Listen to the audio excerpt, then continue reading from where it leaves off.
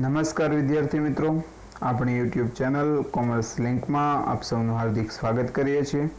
ધોરણ 12 કોમર્સ વિષય BA એટલે કે વાણિજ્ય વ્યવસ્થા અને સંચાલન, એમની અંદર પ્રકરણ નંબર 8 નાણાકીય બજાર, એમની અંદર ટોપિક છે ડિપોઝિટરી.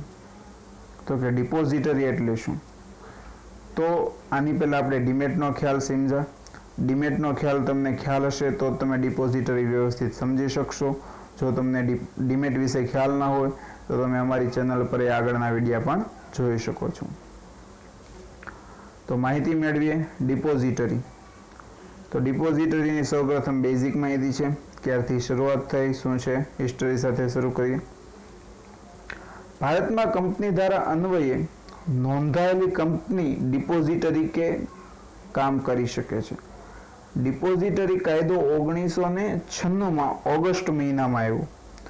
ડિપોઝિટરીએ તેની કામગીરી શરૂ કરતા પહેલા સેબીની પાસેથી નોંધણીનું પ્રમાણપત્ર મેળવવું પડે. એટલે ભારતમાં જે પણ કંપનીઓ છે રજિસ્ટર્ડ થયેલી, તમને ખ્યાલ છે કંપનીઓ મોટાભાગે રજિસ્ટર્ડ થયેલી જ હોય છે, કારણ કે કંપની ધારા પ્રમાણે કંપની ધારા 1956 હતો, હાલમાં તો કંપની ધારા 2013 ચાલે છે. એ દરેકમાં એવો કાયદો હતો કે કંપનીએ નોંધણી કરાવી. તો આ જે નોંધાયેલી કંપની છે એ ડિપોઝિટરી કેનું કામ કરી શકે.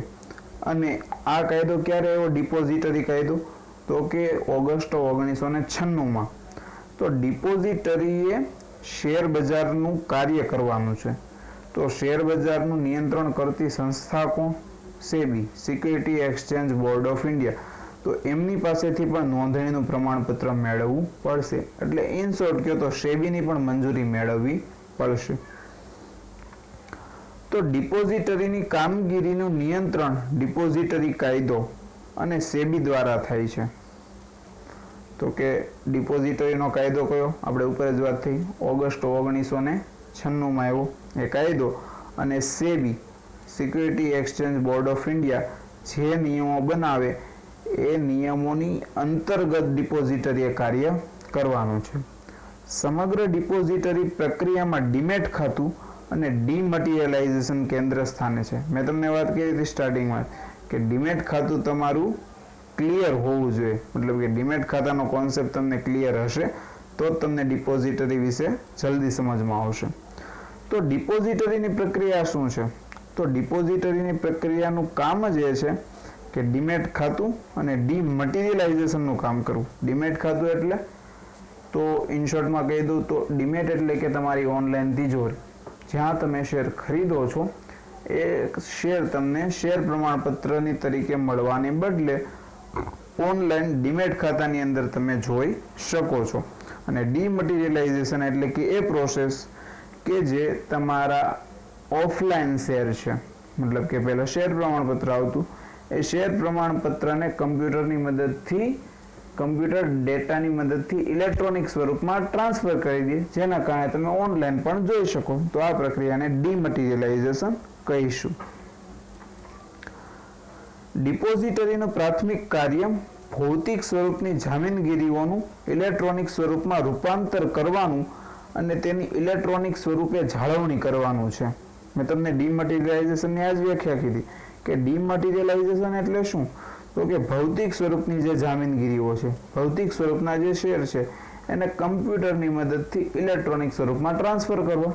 તો આ કામ છે ડીમટીરિયલાઇઝેશનનું. એ કોને કરવાનું છે? તો કે ડિપોઝિટરીને કરવાનું છે.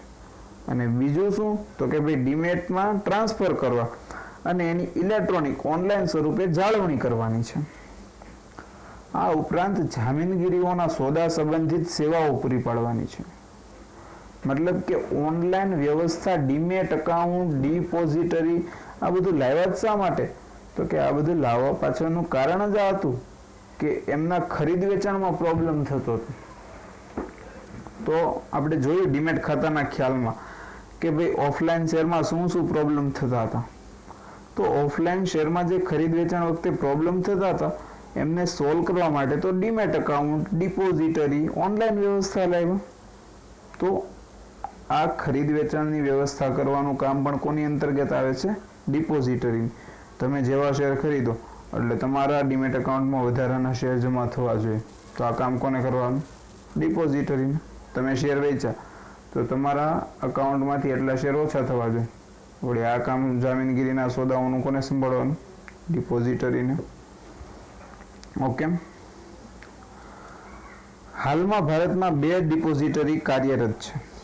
પહેલી છે નેશનલ સિક્યુરિટીઝ ડિપોઝિટરી લિમિટેડ, ઇંગ્લિશમાં જોઈએ તો NSDL, જો કે નામ તો સેમ જ છે, national and security S depository D limited L. અને સેકન્ડ છે central depository services limited CDSL, central C depository D services S limited L. તો આ 2 પ્રકારની સંસ્થા છે ભારતની અંદર જે ડિપોઝિટરી એનું કાર્ય સંભાળે છે. ઉપરોક્ત બંને ડિપોઝિટરીઓ રોકાણકાર, ગ્રાહક ને તેમના પ્રતિનિધિ કે એજન્ટ એવા મધ્યસ્થીઓ દ્વારા સેવા આપે છે, જેને ડિપોઝિટરી પાર્ટિસિપન્ટ કહીશું. હવે આખા ભારતમાં 2 જ સંસ્થા હોય તો 2 જ સંસ્થા કામ સંભાળી શકે? મતલબ કે કામ સંભાળવું એના માટે મુશ્કેલ બને. તો સુરતના લોકો છે, અમદાવાદના છે, રાજકોટના છે, વડોદરાના છે, બધાને જવાનું કોની પાસે? તો આ 2 સંસ્થાએ પોતાના પ્રતિનિધિઓ અલગ અલગ સિટીમાં, અલગ અલગ જગ્યા આખા ભારતમાં રાખેલા છે. તો એમણે પોતાના જે અલગ અલગ પ્રતિનિધિઓ રાખેલા છે, એજન્ટ રાખેલા છે, કે એ વચ્ચેની કડીરૂપ કાર્ય કરે છે. મતલબ કે કોને જોડે છે? રોકાણકારોને. માની લો કે આપણે રોકાણ કરવું હોય તો આપણે કોના કોન્ટેક્ટમાં છીએ? ડિપોઝિટરી પાર્ટિસિપન્ટના. અને ડિપોઝિટરી પાર્ટિસિપન્ટ છે કોના કોન્ટેક્ટમાં છે? ડાયરેક્ટ ડિપોઝિટરીના. મતલબ કે આખી કડી થઈ. ડિપોઝિટરી કોને ઓળખે? ડિપોઝિટરી પાર્ટિસિપન્ટને. અને ડિપોઝિટરી પાર્ટિસિપન્ટ છે એ કોના કોન્ટેક્ટમાં? રોકાણકારના કોન્ટેક્ટમાં. તો બેંકો, નાણાકીય સંસ્થાઓ, શેર દલાલ, આવા લોકો ડિપોઝિટરી પાર્ટિસિપન્ટ તરીકેનું કાર્ય સંભાળી શકે છે. મતલબ કે ઘણી બેંકો હોય છે, ICICI છે, IDBI છે, એક્સિસ છે, એ રીતની નાણાકીય સંસ્થાઓ. અને શેર દલાલ મતલબ કે જે શેર બજારના સભ્યો છે, શેર દલાલો છે. જેમ કે વાત કરીએ તો તમે કદાચ નામ સાંભળ્યા હોય, એન્જલ બ્રોકિંગ છે, અપસ્ટોક છે, બરોબર છે. આ રીતની ઘણી બધી સંસ્થાઓ છે શેર દલાલ, એ પણ ડિપોઝિટરી પાર્ટિસિપન્ટ તરીકેનું કાર્ય કરતી હોય છે. તો NSDL વિશે ટૂંકમાં માહિતી મેળવીએ તો NSDL શું છે? તો NSDL એ કંપની ધારા અન્વયે સ્થપાયેલી જાહેર કંપની છે. મતલબ કે એની સ્થાપના જનરલી જાહેર કંપનીની સ્થાપના થાય એ રીતની જ થયેલી હતી. તેની નોંધણી સેબીમાં સિક્યુરિટી એક્સચેન્જ બોર્ડ ઓફ ઇન્ડિયામાં 1996માં થઈ હતી NSDLની નોંધણી. NSDLની સ્થાપના કોણે કરેલી હતી? મુખ્યત્વે નેશનલ સ્ટોક એક્સચેન્જે. તમને ખ્યાલ હશે આપણા ભારતના 2 મોટામાં મોટા સ્ટોક બજાર, NSE નેશનલ સ્ટોક એક્સચેન્જ અને BSE બોમ્બે સ્ટોક એક્સચેન્જ. તો NSDLની સ્થાપના કરવામાં સૌપ્રથમ મુખ્ય ફાળો આપનાર કોણ હતું? National stock exchange. અને કેટલીક નાણાકીય સંસ્થાઓ પણ હતી, મતલબ કે ઘણી બેંકોએ પણ સપોર્ટ કરેલો. NSDLની સ્થાપના કંપની ધારા અન્વયે જાહેર કંપનીના સ્વરૂપમાં થયેલી હતી. તેથી તેનું સંચાલન છે એ કોના દ્વારા થશે? સંચાલક મંડળ દ્વારા. આપણે જોઈએ છે કે જાહેર કંપની હોય એનું સંચાલન જનરલી સંચાલક મંડળ સંભાળતું હોય છે. તો સંચાલક મંડળ કઈ રીતે થાય? તો કે ભાઈ કંપનીની વાર્ષિક સામાન્ય સભા મળે, એની અંદર બધા શેર હોલ્ડરો ચૂંટણી કરે અને જે વ્યક્તિ બહુમતથી જીતે એને સંચાલકો તરીકે ચૂંટવામાં આવતા હોય છે. NSDL તેના કાર્યો તેના દ્વારા નિમાયેલા ડિપોઝિટરી પાર્ટિસિપન્ટ દ્વારા કરાવે છે. ઉપર વાત કરી આપણે કે 2 જ ડિપોઝિટરી છે, મતલબ કે 2 ડિપોઝિટરી છે એ આખા ભારતમાં પહોંચી વળવા માટે શું કરે છે? અલગ અલગ પ્રતિનિધિઓ, એજન્ટ રાખે છે. અને એજન્ટને જ આપણે કયા નામથી ઓળખીએ છીએ? Depository participant. ફીની વસૂલાત ડિપોઝિટરી પાર્ટિસિપન્ટ પાસેથી કરે છે, નહીં કે રોકાણકાર પાસેથી. એટલે NSDL છે એ કોની પાસેથી ફી લેશે? ડિપોઝિટરી પાર્ટિસિપન્ટ પાસેથી. રોકાણકાર પાસેથી ફી નથી લેતી. ડિપોઝિટરી કોની પાસેથી ફી લે છે? એમના એજન્ટ, એમના જ પ્રતિનિધિ પાસેથી ફી લે છે. રોકાણકારે ફી પેટે NSDL ને પ્રત્યક્ષ રીતે કોઈ પણ ખર્ચો ચૂકવવાનો નથી. એટલે તમારે કોઈ રૂપિયો NSDL ને નથી ચૂકવવાનો. NSDL ને પૈસા મળે એ ક્યાંથી મળશે? તો NSDL ને જે પૈસા મળશે એ એમના જ પ્રતિનિધિ, એમના જ એજન્ટ એટલે કે ડિપોઝિટરી પાર્ટિસિપન્ટ પાસેથી મળશે. અને ડિપોઝિટરી પાર્ટિસિપન્ટ છે એ ગ્રાહક રોકાણકાર પાસેથી ફી પેટે રકમ વસૂલ કરે છે. મતલબ કે ડિપોઝિટરી પાર્ટિસિપન્ટને કોને પૈસા દેવાના હતા? ડિપોઝિટરીને. તો એ લોકો કઈ પોતાના ખીચામાંથી કાઢીને પોતાનો રકમ નહીં ચૂકવે તો એ લોકો ક્યાંથી વસૂલ કરશે? તો કે સ્વાભાવિક છે એ લોકો કોની પાસેથી વસૂલ કરવાના? રોકાણકાર પાસેથી. આ સંસ્થા ડીમટીરિયલાઇઝેશન, રીમટીરિયલાઇઝેશન મતલબ કે ડીમટીરિયલાઇઝેશન એટલે શું? તો કે ડીમટીરિયલાઇઝેશનમાં શું કર્યું કે જે ફિઝિકલ શેર હતા, શેરના પ્રમાણપત્રો હતા, એને શેમાં ટ્રાન્સફર કર્યા? ઇલેક્ટ્રોનિક સ્વરૂપમાં, ઓનલાઈન ડેટામાં ટ્રાન્સફર કર્યા. તો રીમટીરિયલાઇઝેશન એટલે કે એનું ઉલટું, તો કે જે ઇલેક્ટ્રોનિક શેર, ઓનલાઈન શેર છે એને શેમાં ટ્રાન્સફર કરવા? વળી પાછા શેર પ્રમાણપત્રમાં, ફિઝિકલમાં. ઇલેક્ટ્રોનિક રીતે સોદાની પતાવટ મતલબ કે ખરીદ વેચાણના વહીવટો. હકના શેર કે બોનસના શેર? તો ઘણી વખત બોનસના શેર ગ્રાહકોને મતલબ કે બોનસના શેર છે ઇક્વિટી શેર હોલ્ડરને મળતા હોય છે. તો આ શેર એમના ખાતાઓમાં જમા કરવા, ગ્રાહકનું ખાતું સ્થગિત કરવું વગેરે સેવા ઓનલાઈન સ્વરૂપે પૂરી પાડે છે. હવે આ બન્યું છે જ ઓનલાઈન માટે, તો આ બધી જ સેવાઓ શેના માટે છે? ઓનલાઈન માટે છે. નેક્સ્ટ છે central depository services limited. CDL નું શું કાર્ય છે? તો એના વિશે પણ થોડીક માહિતી મેળવી લઈએ. તો CDSL તો કે સેન્ટ્રલ ડિપોઝિટરી સર્વિસ લિમિટેડ, એમની સ્થાપના કરવા પાછળનો ઉદ્દેશ કોનો હતો?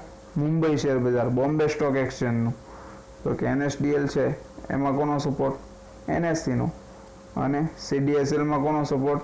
BSE નો, બોમ્બે સ્ટોક એક્સચેન્જનો. અને અન્ય બેંકોના સહયોગથી 1999માં સ્થાપના થઈ. એટલે સૌપ્રથમ NSDL આવ્યું, પછી CDSL આવ્યું. CDSL નો ઉદ્દેશ શું છે? રોકાણકારોને સુવિધાયુક્ત સેવા સલામત રીતે પૂરી પાડવો. મતલબ કે NSDL જે કામ કરે છે ને એ જ CDSL કરે છે, એમાં કોઈ ફેરફાર નથી. પણ NSDL છે એ પહેલા આવ્યું છે અને CDSL છે એ પછીથી આવ્યું છે. તો તેની સાથે નોંધાયેલા પાર્ટિસિપન્ટની યાદી વખતો વખત તેમની વેબસાઇટ ઉપર પ્રસિદ્ધ કરે છે. મતલબ કે CDSL છે એની નીચે કેટલા એના એજન્ટ છે, કેટલા એના ડિપોઝિટરી પાર્ટિસિપન્ટ છે એનું લિસ્ટ એ ઓનલાઈન વેબસાઇટ ઉપર મૂકતી હોય છે. એટલે ખ્યાલ આવે રોકાણકારોને કે એમના ડિપોઝિટરી પાર્ટિસિપન્ટ કેટલા છે. CDSL આખા ભારતમાં ઓનલાઈન ડિપોઝિટરી સેવા પૂરી પાડે છે. NSDL પણ આખા ભારતમાં જ પૂરી પાડે છે. તો સમગ્ર દેશમાં CDSL અને NSDL ના ડિપોઝિટરી પાર્ટિસિપન્ટ તેમની સાથે ઇલેક્ટ્રોનિકલી મતલબ કે ઓનલાઈન જોડાયેલા હોવાથી રોકાણકારો ઘર આંગણે ડિપોઝિટરીની તમામ સેવાઓ ઉપલબ્ધ બને છે. મતલબ કે તમે આરામથી ઘરે બેઠા બેઠા શેરનું ખરીદ વેચાણ કરી શકો છો, કોઈ ટેન્શન નથી. શા માટે? કારણ કે ઓનલાઈન ચાલે છે. અને ઓનલાઈન કોની મદદથી ચાલે છે? તો કે ડિપોઝિટરી અને ડિપોઝિટરી પાર્ટિસિપન્ટની મદદથી. NSDL અને CDSL ની કેન્દ્રિત પ્રથા દરેક વ્યવહાર ઉપર નજર રાખે છે. મતલબ કે એ જ પાર્ટિસિપેટ ડિપોઝિટરી છે તો ડિપોઝિટરી છે એમને ખ્યાલ કોની મદદથી આવશે? ડિપોઝિટરી પાર્ટિસિપન્ટ પાસેથી. એટલે કે ડિપોઝિટરી પાર્ટિસિપન્ટને બધી જ ખ્યાલ હશે ક્યારે તમે શેર ખરીદો છો, ક્યારે વેચો છો, કારણ કે તમારા ખાતામાંથી જમા કરવાવાળું, ઉધાર કરવાવાળું એ જ છે. તો એ ઓલ ઓવર તમારા કાર્ય ઉપર દેખરેખ રાખતી હોય છે. ઓકે વિદ્યાર્થી મિત્રો, જો તમને અમારા વિડીયો ગમતા હોય તો વિડીયોને લાઈક કરો, અન્ય વિદ્યાર્થીઓ સાથે શેર કરો, અને જો તમે હજુ સુધી અમારી ચેનલને સબસ્ક્રાઈબ ના કરી હોય તો પ્લીઝ અમારી ચેનલને સબસ્ક્રાઈબ કરી દેજો અને બાજુમાં રહેલા બેલ આઇકનને પ્રેસ કરી દો, જેના કારણે અમારા નવા વિડીયોની નોટિફિકેશન તમારા સુધી તરત જ મળી શકે. આભાર. ધન્યવાદ.